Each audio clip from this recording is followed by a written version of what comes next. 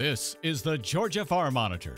Since 1966, your source for state and national agribusiness news, and features for farmers and consumers about Georgia's #1 industry, agriculture. The Georgia Farm Monitor is produced by the state's largest general farm organization, the Georgia Farm Bureau. Now, here are your hosts, Ray DeLessio and Kenny Bergamy. All right, come on in, make yourself at home. Excited to have you for another Farm Monitor. And as always, we have got some very interesting stories for you today. That's right, and something we don't talk a lot about here in Georgia is the olive industry, but that is slowly changing. Coming up, the Monitor talks to one producer who shared his thoughts on the industry, including the many challenges growers face not just this year, but every year. Also on the program, one of Georgia's most photographed landscapes. We'll dive into the history of Providence Canyon and how it's made farmers better stewards of the land. And then later, the Monitor spends the day with a Georgia businessman and inventor who says he has a machine that'll change the poultry industry as we know it. These stories and so much more starting right now on the Georgia Farm Monitor. With 97% of its olive oil being imported, the United States is the largest importer of this product in the world. It's a market some farmers in South Georgia are looking to break into by producing a domestic, high-quality oil. However, this year has come with plenty of challenges, as Damon Jones explains. Whether used for frying, making dressings, or just flavoring vegetables, olive oil has become a staple of the American diet. And that increased demand has caused some farms in South Georgia to give this unusual crop a chance. The blend is a blend of all three of those varieties.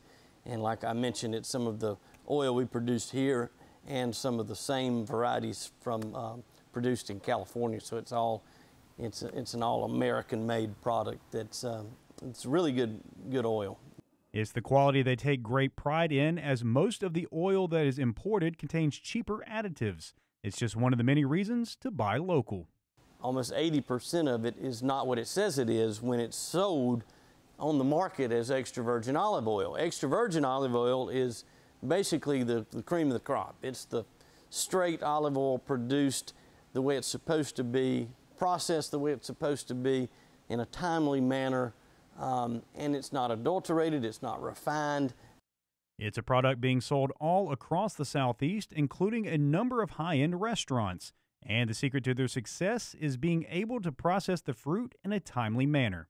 The biggest key factor involved in the processing end is the timeliness between when you harvest the fruit and when you turn it into oil. So the process that we use is a centrifuge method. So the fruit is brought in many times within a few minutes of harvest, particularly when we're harvesting right here near the mill in Lakeland. While high humidity and heavy rains do pose challenges for the growers, the biggest obstacle might be that the trees grow a little too well here.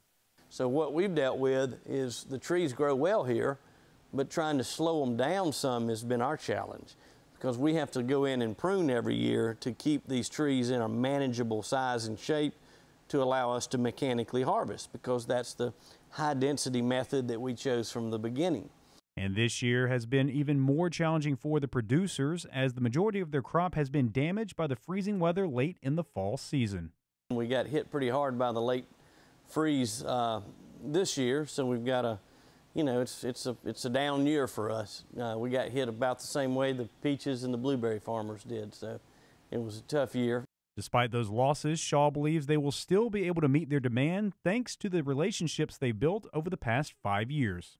We've got a network of growers around South Georgia area and also some growers in North Florida as well. So, hopefully we'll still have enough fruit this fall to have a decent harvest and to be able to continue to put out a good product on the market.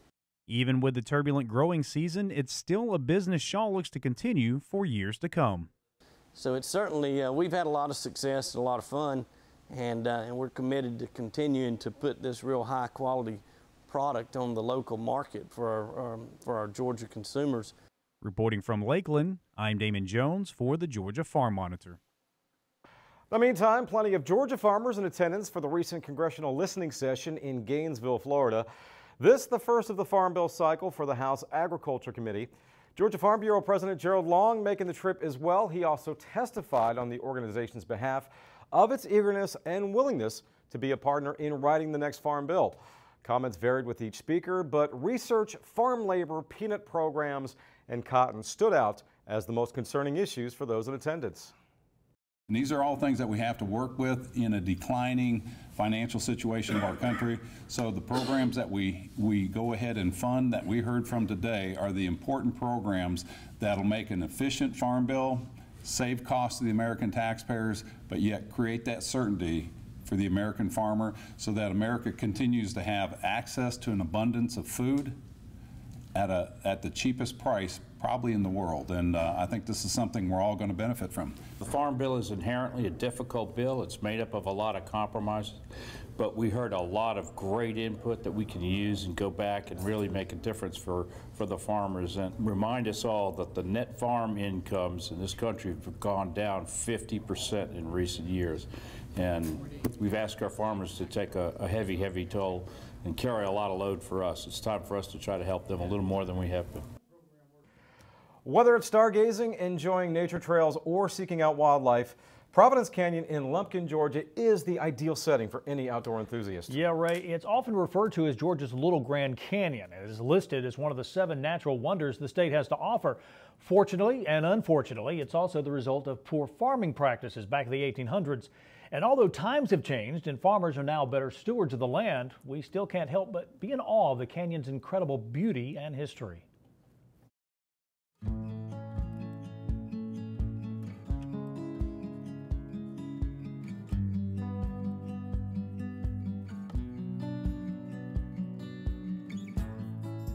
The farmers, 1800s, they didn't have Google like we do now, so they had no idea. They just started growing their cotton. And through plowing and tilling, they exposed that sand. And so within about 20 years after they started seeing 4 to 5 foot gullies forming. Now that's become 150 feet deep and 300 feet wide. The canyon keeps getting bigger, but it keeps getting wider. It's not getting any deeper because it's actually eroded away so much that we've hit the water table. So if you go into the bottom of the canyon, you'll see there's always water in the bottom of the canyon. But we still lose 3 to 5 feet of canyon wall every year. So the canyon's about 300 feet wide now, but that's an estimate. It's been around for about 200 years now, and it just keeps getting bigger. There is roughly over 1,000 acres of park property. The park is 1,000 acres big. The canyons take up 300 acres. There are 16 different canyons, but if you come out, then you can only go into 9 of them. If you do the 7-mile loop, we have a 7-mile loop and a 3-mile loop. If you go on the 7-mile loop, you're actually able to see some of the other canyons, but you can't go down into them. So only 9 of them are accessible, but of those 9, there's plenty to see. It's not made of stone. Like we talked about earlier, it's nothing but sand. So it's all sandy soil. So when you go down in there, you'll see different colors of sand and you'll see clay, primarily kaolin and that red Georgia clay.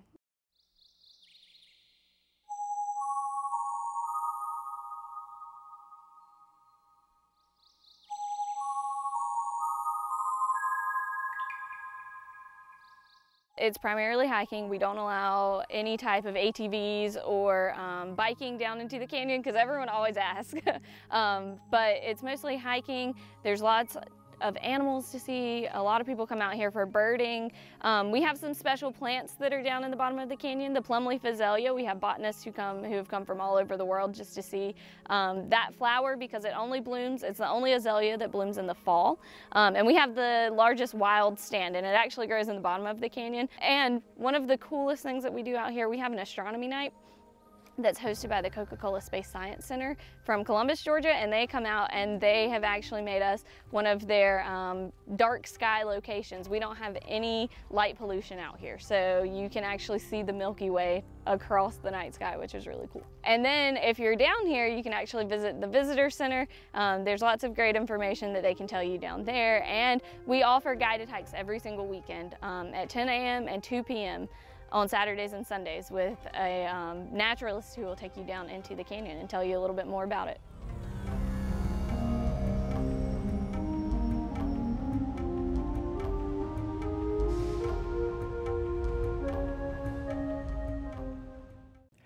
When we come back, could this machine be the answer to helping poultry processing plants be more efficient? We'll introduce you to its inventor who says, yes, it can.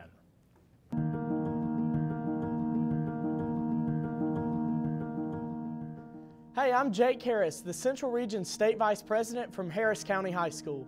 I wanted to become a leader through FFA, and it was once I did, and I became a chapter officer, and then I pursued a position as an area officer and now a state officer. Not every county has an FFA chapter, and those counties, you can still get involved and be an advocate for agriculture. And if you want to become involved in FFA, don't be afraid to step up and ask, your fellow FFA members or even your ag advisor. Don't be afraid to step up and say, hey, I want to be a part and I want to make a difference and be an advocate for agriculture. To learn more about the National FFA organization, log on to ffa.org.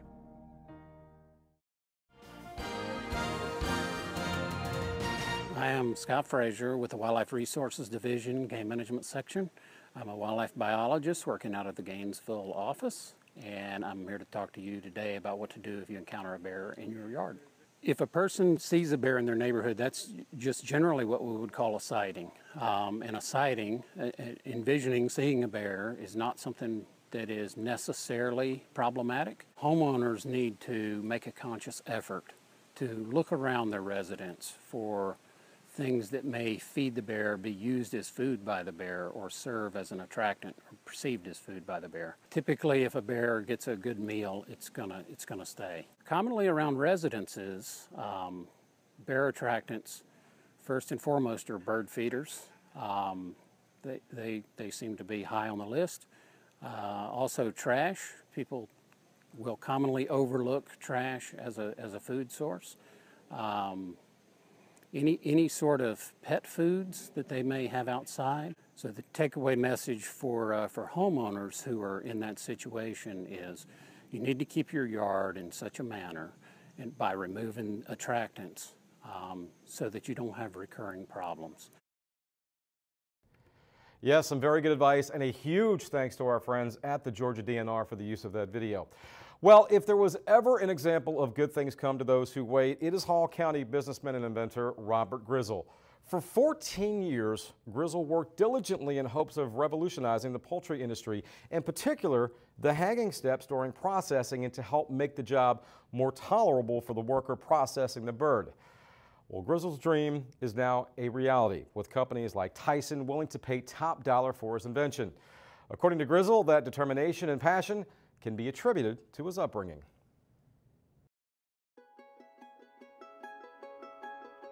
For as long as he can remember, Robert Grizzle has always been into tools and building things from the ground up.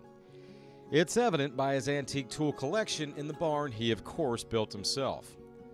That love of tools, says Grizzle, started at an age when others like himself were just learning to talk. Well, I guess as far as I can remember back is about 3 years old. I have flashbacks of other earlier things that I did, but I just see that my mother and my father just recognized something in me that I love to build stuff. I love to create things. They obviously had bought me tools. At 3 years old, I actually had a hatchet. My 5-year-old brother got it, nearly cut his hand off, got sewed up with stitches, and got a spanking for getting my hatchet from the younger brother. They just continued to buy me tools at Christmas. That's what I wanted, other than a couple of Hot Wheels. And then it just grew after that.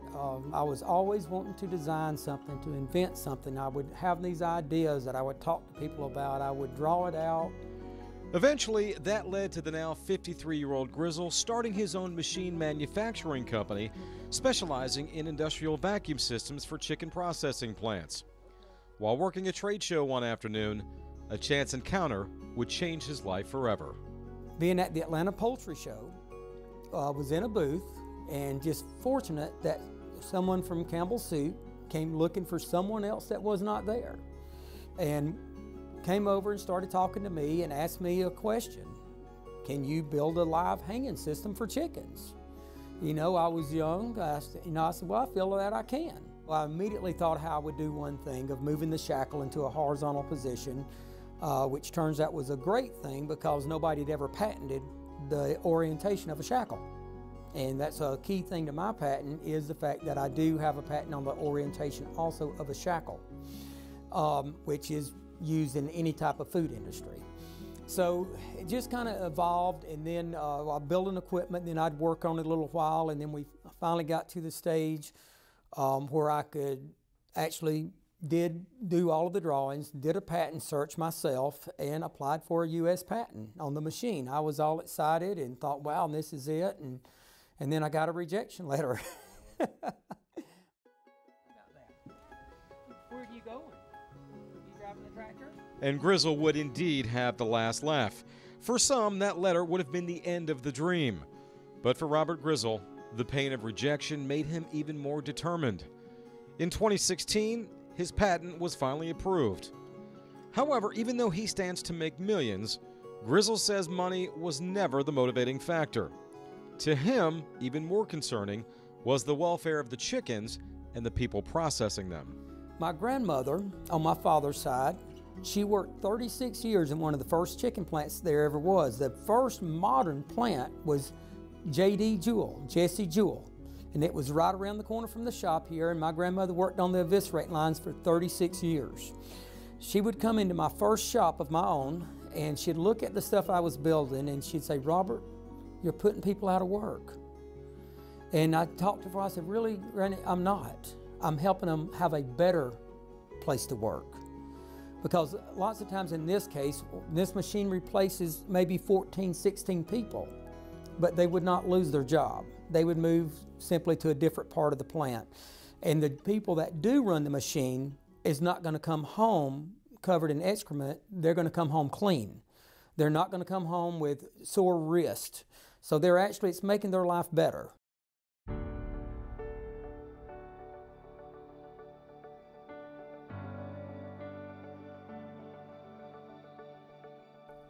Looking at my background and where I came from, the ability that gave me the insight to be able to create this machine, one that works, I can still honestly say one thing. That document, that's only about 6 or 7 pages long, most patents would be 20. Holding that document, I know one thing. That piece of paper is worth more to me than the money that the concept is worth. Priceless indeed. Well, it's been more than a half year since wildfires destroyed much of Gatlinburg and Sevier County, Tennessee. When we come back, how one college of veterinary medicine is helping pet owners whose animals were injured in those fires.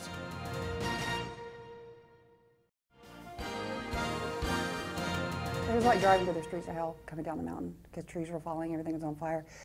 The words of Katrina Cannon as she escaped the Gatlinburg fires from November. Katrina lost just about everything except her pal Topper. The cat suffered burns on his paws and skin, but was brought back to health at the UT College of Veterinary Medicine after a month in the intensive care unit. Here Topper has a reunion with his caregivers. I mean, I couldn't say thank you enough, and I love them for it. And, you know, he's here today because of them. I've got my baby back because of them, and I'm just beyond grateful. Like, just beyond grateful. In the fires, thousands of acres and buildings burned, and 14 people lost their lives. While animal life doesn't compare to the human tragedy, UT-CVM doctors say it was good to help our mountain-tough four-legged friends and their owners. It was emotionally hard too, because, you know, we all live in Knoxville, we love Gatlinburg, we love the Smokies, and it was hard knowing that this cat had owners who had lost everything in the fire. So we were bonded to, you know, the struggles or the challenges of happening in our community too. All total, the UT College of Veterinary Medicine cared for 22 animals injured or displaced by the fires. That's 21 cats and one other remarkable patient. Charles the pig survived by burrowing in the ground. Charles was wonderful. He was very relaxed and he let us care for him really well. Charles had respiratory problems from the smoke and burns on his belly and feet. But clearly a smart animal, he was a good patient and soon was walking again and his burns were healing. Yeah, as you said, this is not just about helping the animal. It's also the people that care for this animal. So in a situation like the fire in Gatlinburg, which is very sad, of course, being able to just do something, it may be a small piece. There was some joy at UTCVM following the fires, reunions with pets and owners bonded by survival. Like the mountains they call home, these animals are scarred but still standing. The saying in these parts is mountain tough, and it's a term that doesn't just apply to people. This is Charles Denny reporting. Finally today, a reminder from the Georgia Farm Bureau along with the Georgia Governor's Office of Highway Safety and the Georgia Department of Agriculture. Basically, slow down, don't be distracted, and give farm equipment plenty of room on the roads as farmers travel from field to field. Mark Wildman has the report.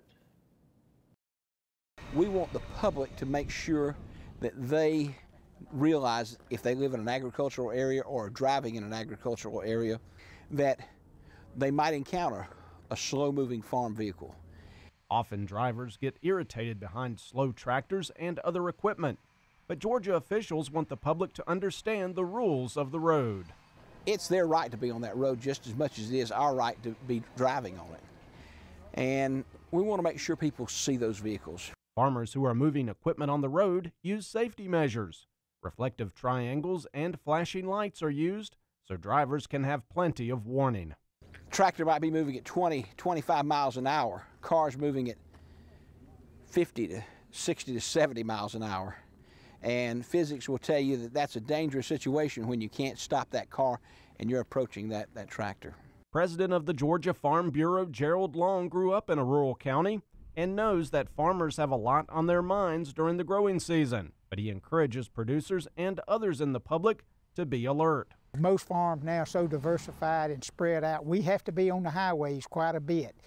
And it is definitely a challenge moving equipment as we moved into larger equipment. Takes up more of the right-of-way and all. Trying to dodge mailboxes as we're going down the road and then trying to dodge cars.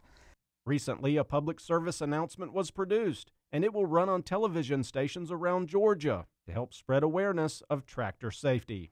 Well, I think we got to be a little more aware of what's going on around us because we tend to forget sometimes. When we get on the road, we're trying to get to that next field to try to get it planted or haired, whatever we need to do. And we tend to sort of forget that, other people on the road, that they have a right just like we do, and we need to be aware of that and be very cautious. As more farm equipment is traveling on the roads and more motorists are traveling, the goal is for everyone to get to their destinations safe and sound. There are numerous distractions that can take your mind and your eyes off of that road for just a brief time.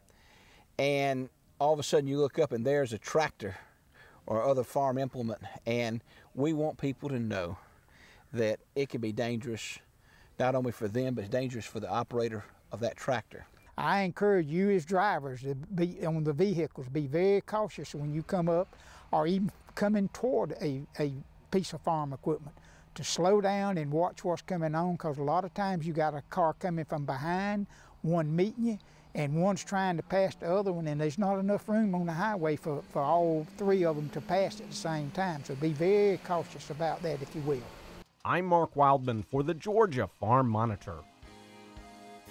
All right, that's going to do it for this week's edition of the Georgia Farm Monitor. And a reminder for all the latest ag info regarding food, great recipes, and what's happening down on the farm. Be sure and check out our Twitter, Facebook, and Pinterest pages. You'll stay informed and see what's in the world of farming and the Farm Monitor Show. Take care, everybody. We will see you next week right here on the Georgia Farm Monitor. Have a great week.